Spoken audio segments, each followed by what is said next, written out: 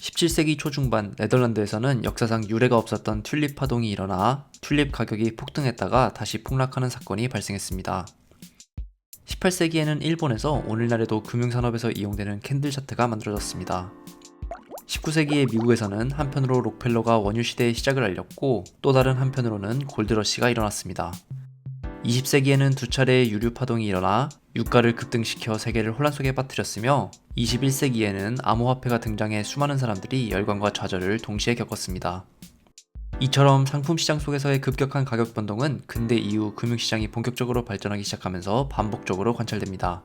독일 뒤셀도르프에서 교수로 활동하고 있는 토르스텐 데닌의 42가지 사건으로 보는 투기의 세계사는 제목에서 알 수 있듯 튤립 파동에서 비트코인으로 이어지는 근대 상품 시장의 역사를 42가지의 사건으로 압축해서 보여주고 있습니다. 이처럼 40가지가 넘는 사건을 굳이 보여주는 것은 1600년대 네덜란드의 튤립 대파동과 2000년 초의 닷컴 버블에서 볼 수 있듯이 시장은 반복적으로 현실과 유리된다라는 말처럼 일련의 사건들 속에서 인류가 반복하는 실수를 발견할 수 있기 때문입니다.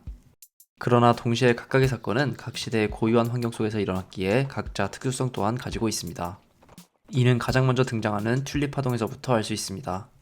튤립 파동은 금융시장의 버블 현상을 설명할 때 단골 소재로 등장하지만 막상 17세기의 네덜란드 시민들이 왜 튤립에 열광했는지에 관해서는 많은 사람들이 무관심하기도 합니다. 종교개혁 이후 유럽의 다른 지역에서는 종교적 박해가 심해졌지만 가톨릭 진영의 주요 축이었던 스페인과의 전쟁을 통해 독립을 달성하고자 했던 네덜란드에서는 종교적 자유가 보장되었습니다. 동시에 대항해 시대가 열리면서 네덜란드는 전 세계의 식민지와 교육소를 건설했고 오늘날 뉴욕의 전신인 뉴 암스테르담을 건설했을 뿐만 아니라 인도네시아와 카리브해 지역에도 진출했습니다. 이 과정에서 네덜란드 동인도 회사가 앞장섰는데 이렇게 등장한 부유한 상인계층은 이전 시대의 상류층이었던 귀족의 생활 방식을 열광적으로 모방했습니다. 그리고 바로 이 지점에서 귀족들이 아끼던 튤립에 대한 수요가 폭증하기 시작했던 것입니다. 튤립은 16세기까지 오늘날의 아르메니아와 터키 지역에서 시작해 콘스탄티노플과 빈, 프랑크푸르트를 거쳐 암스테르담에 도착했는데 이렇게 힘든 과정을 거쳐 공수되었기에 상류층 여성들은 이국적인 튤립으로 장식을 하고 사교 행사에 참석했습니다. 부유한 상인계층이 새롭게 등장하면서 튤립에 대한 수요량은 폭증했지만 반대로 튤립의 공급량이 증가하는 데에는 한계가 있었습니다. 매년 튤립 모근에서 육성할 수 있는 구근은 두세 개에 불과했고 몇 해가 지나면 모근이 죽어버렸습니다. 따라서 튤립 가격은 당연히 치솟을 수밖에 없었는데 이처럼 가격이 폭등하자 직접 튤립을 이용하려는 부유층 말고 중간에서 이득을 보고자 하는 이들도 거래에 끼어들었습니다. 처음에는 암스테르담의 술집과 여관에서 튤립이 거래되다가 나중에는 튤립 거래 클럽이나 거래소를 만들어 경매를 진행하기까지 했습니다. 수요가 계속해서 증가하자 나중에는 튤립 실물 대신 튤립 구근을 구입할 수 있는 권리까지 판매되기 시작했습니다. 1630년대가 되면 튤립 거래는 명백히 투기의 성격을 띠었고 이제 사람들은 튤립이 어떻게 생겼는지도 모르는 채 튤립에 대한 권리를 사고 팔기 시작했습니다.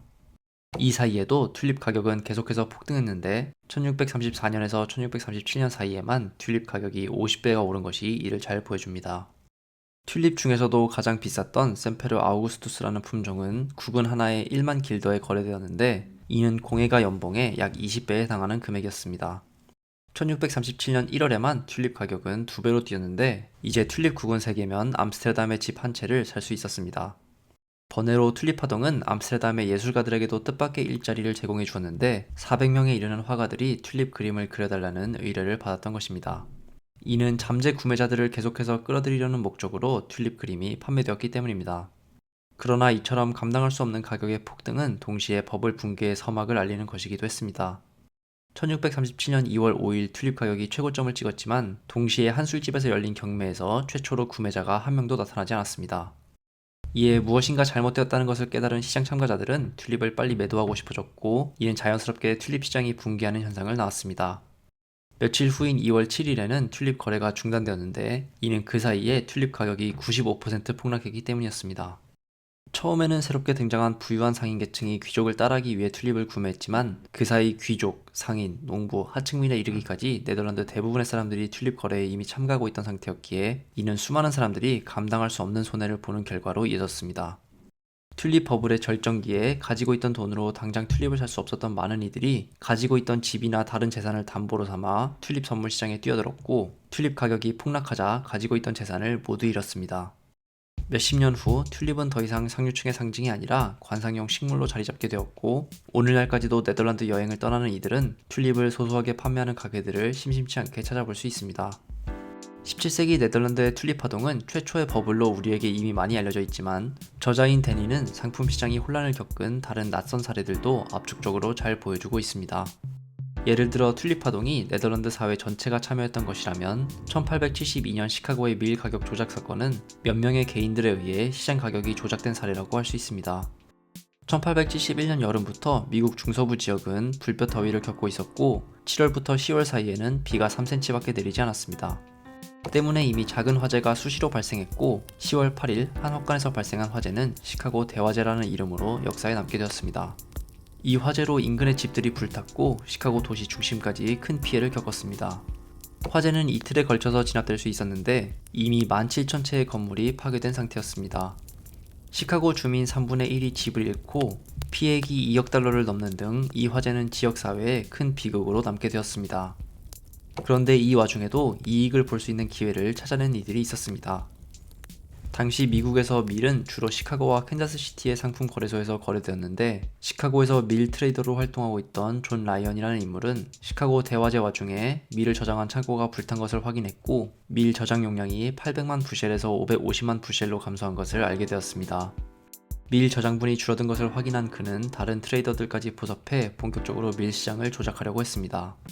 해가 바뀐 1872년 봄부터 라이언과 주변 인물들은 현물과 선물 시장을 막론하고 밀을 사들이기 시작했고, 이에 따라 7월 초에 이미 부셸당 1.16달러까지 오른 밀 가격은 7월 말이 되면 1.35달러까지 올랐습니다. 마침 밀을 보관하고 있던 창고에 불이 나고 기후가 안 좋아 수확량이 평균을 밑돌 것이라는 소문이 돌면서 밀 가격은 계속해서 올랐습니다. 때문에 8월 10일이 되면 밀 가격이 부셸당 1.5달러까지 올랐습니다. 문제는 밀 가격이 계속해서 오른 것에 자극을 받은 농민들이 밀 수확 속도를 올렸다는 것이었습니다. 높은 가격에 밀을 팔고자 하는 농민들은 심지어 밤에도 밀을 수확했고, 8월 둘째 주에는 하루에 7만 5천 부셸, 일주일 후에는 하루에 17만 부셸이 시카고에 도착했습니다. 며칠 후부터는 매일 20만 부셸이 공급되었는데, 때문에 머지않아 시카고에 저장된 밀의 양이 1000만 부셸을 넘었습니다. 즉 시카고 대화재 전보다 오히려 밀 저장량이 늘어나 버린 것입니다. 가격이 내려갈 것을 우려한 라이언과 그 무리는 시카고로 들어오는 밀을 계속해서 사들였지만 이미 지역 은행에서 대출까지 받은 상태였고, 머지않아 더 이상 자금을 구할 수 없었습니다. 결국 계속해서 시카고로 들어오는 밀을 더 이상 사들이지 못한 이들 무리는 파산을 하게 되었고, 밀 가격은 다시 폭락하게 되었습니다. 42가지 사건으로 보는 투기의 세계사의 저자는 이처럼 17세기부터 21세기에 이르기까지 튤립과 밀뿐만 아니라 쌀, 금, 은, 구리, 원유, 천연가스, 아연을 비롯해서 심지어는 오렌지 주스의 사례를 통해서 상품 시장의 폭등과 폭락을 다루고 있습니다. 저자는 40개가 넘는 사건들을 보여주면서 각각의 사건들에는 물론 글쓰기 나름의 고유한 환경이 있지만 큰 틀에서 봤을 때 극단적인 사건들은 형태만 바뀔 뿐 그 양상은 반복된다고 주장합니다. 그럼에도 불구하고 똑같은 실수를 반복하는 자본시장의 건망증 때문에 비슷한 사건들이 계속 반복되고 있는 것입니다. 그리고 그 결과 17세기 초의 튤립과 지금의 비트코인이 대규모 금융버블이라는 점에서 근본적으로 같은 성격을 띠고 있다고 저자는 보고 있습니다. 저자의 의견에 동의하는지 아닌지의 여부와는 별개로 근대 이후 금융시장의 역사에 대해서 알아보고 싶은 이들이라면 42가지 사건으로 보는 투기의 세계사를 읽어보는 것을 추천드립니다.